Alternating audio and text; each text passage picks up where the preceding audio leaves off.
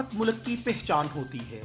हमें भी अपनी इस खूबसूरत सकाफत को आलमी सतह पर मुतारिफ करवाना चाहिए। सीनियर कॉमेडियन अदाकार इफ्तिखार ठाकर ने कहा है कि सकाफत मुल्क की पहचान होती है और पाकिस्तान की खूबसूरत सकाफत मौजूद है जिसे आलमी सतह पर मुतारिफ करवाना चाहिए ताकि दुनिया भर में पाकिस्तान का रोशन और खूबसूरत चेहरा सामने आए।